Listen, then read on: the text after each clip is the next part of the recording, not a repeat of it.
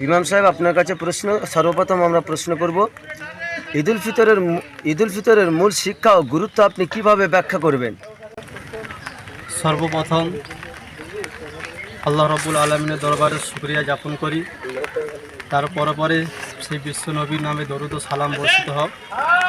তারপরে আমরা এই ঈদুল ফিতরে সমস্ত মুসলিম জাতিকে আমরা শুভেচ্ছা জানাই যে এই ঈদুল ফিতর আমরা বিগত এক মাস রোজা, সাহরি, ইফতার, ইতেকাফ, তারাবির নামাজকে আদায় করে আল্লাহ রাব্বুল আলামিন আমাদেরকে এটা একটা পুরস্কার হিসেবে আল্লাহ রাব্বুল আলামিন দিয়েছে। এই আমরা ঈদের ময়দানে এসে সবার সাথে হাসি মুখে, সবার সাথে আমাদের হিংসা বিদ্বেষ সব কিছু ভুলে গিয়ে একে অপরের সাথে মেল মহাব্বত করে এবং কানে কাঁধ মিলিয়ে আমরা সমস্ত খারাপ জিনিস, সমস্ত আপনার ঝগড়া বিবাদ সমস্ত কিছু ছেড়ে দিয়ে আমরা একে অপরকে কাঁধে কাঁধ মিলিয়ে আমরা এই ঈদ যাপন করি এবং আমরা যে এই নামাজকে আদায় করি আল্লাহ রাব্বুল আলামিন এইটা আমাদের পুরস্কার হিসেবে দিয়েছে, তাই জন্য আমরা এই ঈদকে আমরা আদায় করি।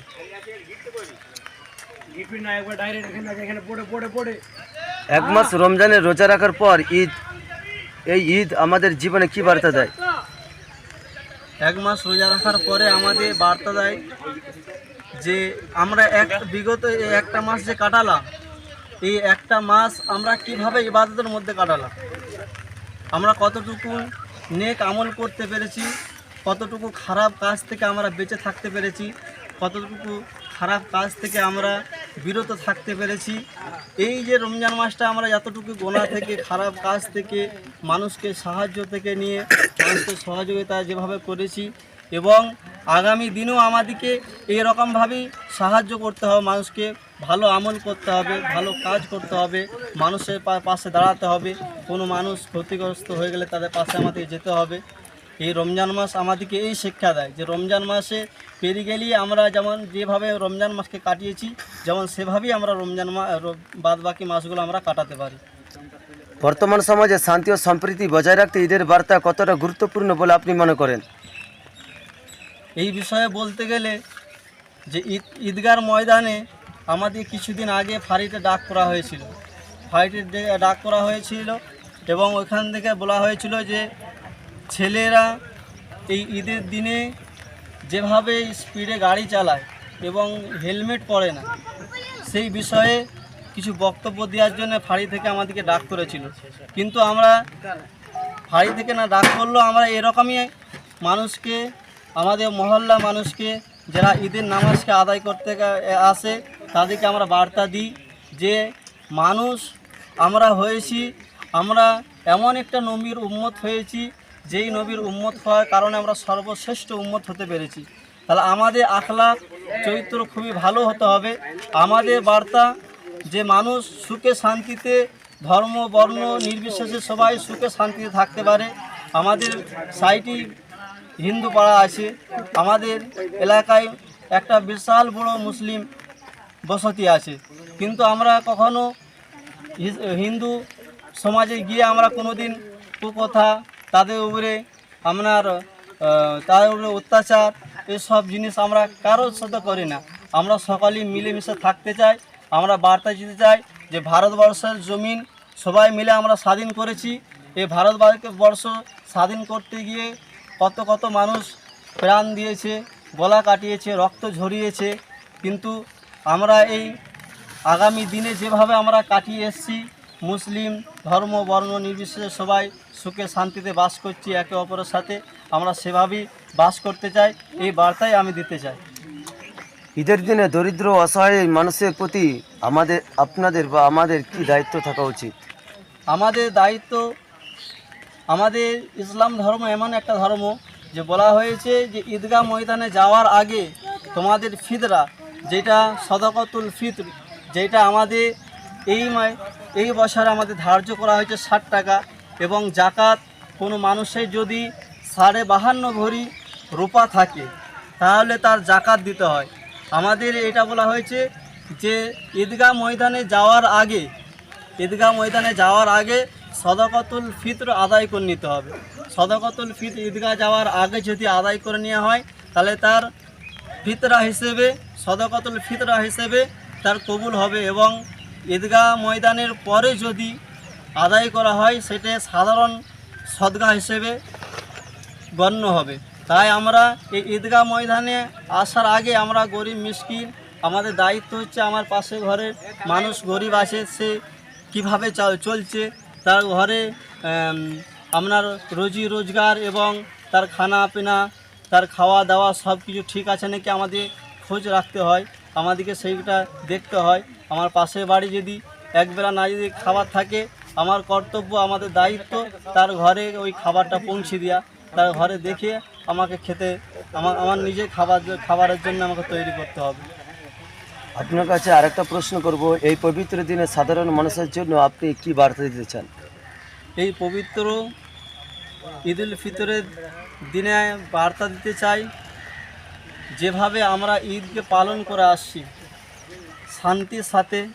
ইসলাম হলো শান্তির ধর্ম, কোনোদিন ইসলাম অশান্তি করতে শেখায় না। ইসলাম এমন একটা শান্তি ধর্ম যে আমাদের হযরত আদম আলাইহিস সালাতু ওয়াস সালাম থেকে নিয়ে নবী মুহাম্মদ সাল্লাল্লাহু আলাইহি ওয়াসাল্লাম তাদের জীবনী, তাদের কাহিনী যদি পড়ি, এবং আমরা বুঝতে পারবো যে ইসলাম কতটুকু শান্তির ধর্ম। আমরা দেখেছি, গুগলে যদি সার্চ করা হয়, গুগলে যদি জিজ্ঞাসা করা হয় যে নবী মুহাম্মদ সাল্লাল্লাহু আলাইহি ওয়াসাল্লামের জীবনী কীরকম ছিল, গুগলে যে কেউ সার্চ করতে পারে, যে কেউ দেখতে পারে যে নবী মুহাম্মদ রাসূলুল্লাহ সাল্লাল্লাহু আলাইহি সাল্লামের তার চরিত্র, তার আখলাক সর্বোত্তম ছিল। আমরা সেই নবীর উম্মত, আমাদেরকে শান্তি শৃঙ্খলা বজায় রেখে, আমাদেরকে ভালোভাবে মানুষের উপরে ভালো ভাব রেখে, মানুষের সাথে মিশে, এবং সবচেয়ে বড় কথা হচ্ছে এখন এই সমাজে কিছু উগ্রপন্থী আছে যে মুসলিম হিন্দু বিবাদ লাগানোর চেষ্টা করছে, কিন্তু আমার বক্তব্য, আমার আদেশ, আমার বলার কর্তব্য হচ্ছে এটাই যে মানুষ এখন রং লাগাতে খুঁজছে, হিন্দু মুসলিম দাঙ্গা লাগাতে খুঁজছে, সেই চক্রান্তর না পা দিয়ে আমরা সুখে শান্তিতে, হিন্দু মুসলিম ভাই ভাই আমরা সুখে শান্তিতে একসাথে এই ভারতবর্ষের জমিনে আমরা সুখে শান্তিতে বাস করতে চাই এবং সুখে শান্তিতে থাকতে চাই। আপনার কাছে শেষ প্রশ্ন করব, মাদ্রাসা মানে একটা দিনী প্রতিষ্ঠান, এখানে কোরআন শিক্ষা দেওয়া হয় বা একজন মানুষকে মানুষের মতন মানুষ তৈরি করা হয়। তো এটা হচ্ছে আমাদের একটা গাইডলাইন বা মূল কেন্দ্র, এখানে দিনী প্রতিষ্ঠানের একটা মূল ঘাঁটি। তো এখান থেকে যদি শরীয়ত বিরোধী কাজ হয় তাহলে এইটা নিয়ে মানুষ অনেক সময় অনেক বিভ্রান্ত তৈরি করবে। তোমার আমার কাছে হয়তো অনেক কিছু নাম হতে পারে। তো আমরা দেখেছি কোনো এক মাদ্রাসায় একটা প্রাচীর উদ্বোধন হচ্ছিল, কোনো জায়গা থেকে দিয়েছে তাদেরকে হয়তো। তো আমরা দেখলাম কোনো একটা জায়গার মাদ্রাসার একজন জেলা পরিষদের এমএলএ এসে তিনি আজকে ইসলামিক দৃষ্টি কালচারকে বাদ দিয়ে আজকের সনাতন ধর্মীদের ওই নারকেল ফাটানো আরও অনেক কিছু করে, তো এইভাবে তারা একটা মাদ্রাসা দিনী প্রতিষ্ঠানে এইভাবে তারা এই উদ্বোধন করছে। তো এই যে একটা এখানে কোরআন শিক্ষা দেওয়া হয়, এখানে ইসলাম শিক্ষা দেওয়া হয়, হাদিস শিক্ষা দেওয়া হয়। আর এই আমরা শুনেছি যে যাকে অনুসরণ করবে, আল্লাহ রসুল বলেছে সে তার হাসর হবে। নিশ্চয়ই নারকেল ফাটানো বা ফিতে কাটা এগুলো আমাদের শরীয়তের মধ্যে নেই, এগুলো নিশ্চয়ই শিরিক বিদাত। তারপরেও আজকের একটা মাদ্রাসা যেখানে কোরআন শিক্ষা দেওয়া হয়, যেখানে দিন শিক্ষা দেওয়া হয়, সেই জায়গা থেকে কী করে এরকম শরীয়ত বিরোধী কাজ করতে পারে, আপনি কি বলবেন? এ বিষয়ে কথা বলতে গেলে আমাদের ইসলাম ধর্ম এরকম যে মাদ্রাসা থেকে আমাদের সঠিক জিনিস শিক্ষা দেওয়া হয়, সেইখান থেকে শিরক মুক্ত, সেইখান থেকে আপনার গোমরা মুক্ত, সেইখান থেকে সব কিছু খারাপ মুক্ত জিনিস। যে মাদ্রাসাকে বলা হয় যে ইলমের কারখানা, মানে সমস্ত খারাপ জিনিস যেগুলো আমাদের খারাপ জিনিস আমরা মনে করি না, সেই খারাপ জিনিস থেকে ওই মাদ্রাসায় কীভাবে ভালো কাজগুলো করা যায়, গিয়ে ওই মাদ্রাসা থেকে বেরিয়ে কিভাবে সমাজের ভালো কাজ করা যায়, কিভাবে যেগুলো শিরকি কাজ আছে সেগুলো মানুষকে বুঝিয়ে ওই কাজ থেকে দূরে রাখতে পারি। আর প্রথমত আর একটা কথা বলতে যে রাসূলুল্লাহ সাল্লাল্লাহু আলাইহি ওয়াসাল্লামের একটা হাদিস যে মান তাশাব্বাহা বিকওমিন ফাহুয়া আমিন। কেউ যদি কোনো বেধর্মীদের কোনো ধর্মের যদি কৃষ্টি কালচারকে কেউ যদি ধরে তাদের অবলম্বন করে, আল্লাহ রসুল সাল্লাল্লাহু আলাইহি ওয়াসাল্লাম বলেছে যে হাসরের ময়দানে তাদের সাথে হাসর নাসর হবে।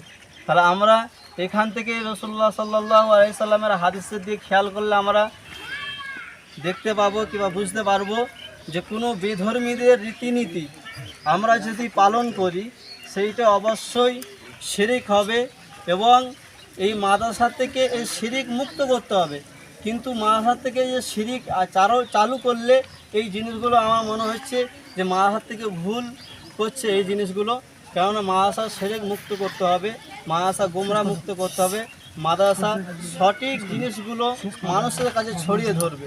তাই মাদ্রাসায় এই জিনিসগুলো কোনো মতেই এগুলো গ্রহণযোগ্য করা যায় না, মেনে নেওয়া যায় না। মাদ্রাসা থেকে ভালো কাজ, সব কিছু জিনিস ভালো কাজগুলো পরিবেশ হয়, বার্তা পৌঁছায় মানুষের কাছে ভালো জিনিসগুলো। পরিচয়টা দেন। আমার পরিচয় রাজপুর বাইতুন নূর জামা মসজিদের পেশ ইমাম এবং আমার বাড়ি রাজপুর গ্রামে। আমার পোস্ট হচ্ছে পিয়ারডোবা, থানা হচ্ছে তালডাংরা, জেলা হচ্ছে বাঁকুড়া। আপনার নাম? আমার নাম হচ্ছে আব্দুল কলিম খান। ধন্যবাদ।